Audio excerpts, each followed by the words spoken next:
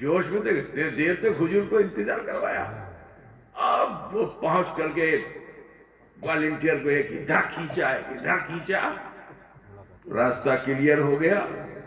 غوث پاک اندر داخل ہوئے. اب جو اندر گئے تو دیکھتے ہیں کہ مانوش نہیں, کوئی مانوش نہیں.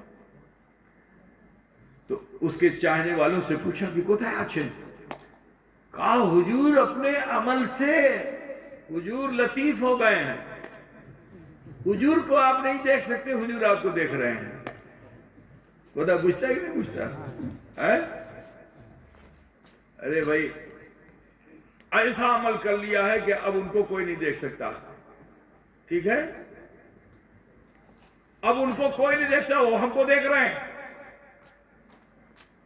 غوث پاک سے جیسے ہی یہ بات کہی کسی نے, جب تک کسی نے زور سے آواز لگائی یہاں تو چپل بڑی بے ترتیب پڑی ہوئی ہے, پردہ پھٹا ہوا ہے پیچھے کا, بھاگ گیا ہیبت غوثیہ سے بھاگ گیا.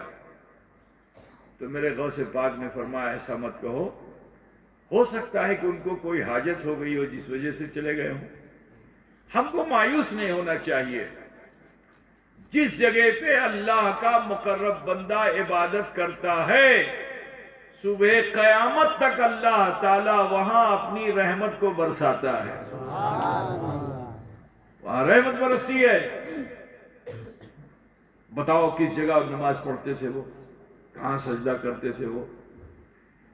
تو ایک آدمی نے جو خادم ہو گیا تھا اس نے بتایا ایک نے.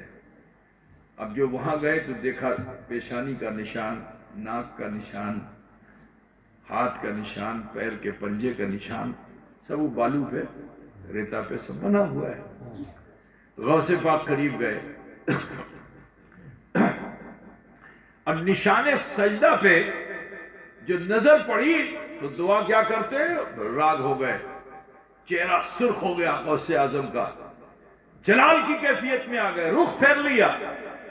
کسی کی ہمت نہیں کی کوئی جواب دے, کوئی پوچھے ان سے.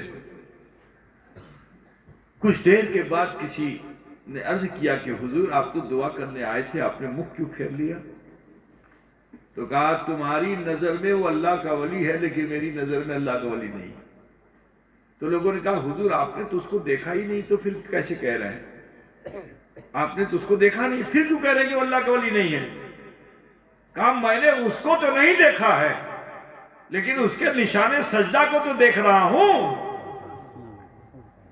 کہا اس سے کیسے پتہ چلے گا؟ کہا شریعت میں یہ ہے کہ جب سجدے میں انسان جائے, اوئے بیٹھ, چالو کر دیا, نہیں سمجھ میں آتی بہت. جب سجدے میں مانوس جائے تو اپنی یہ 10 انگلیوں کو قبلے کی طرف رکھے. کیسے رکھے؟ پھیلی ہوئی نہ ہو, سمٹی ہوئی ہو. کیسی ہو؟ تو سمیٹ کے رکھنا یہ فرض واجب نہیں ہے, مستحب ہے.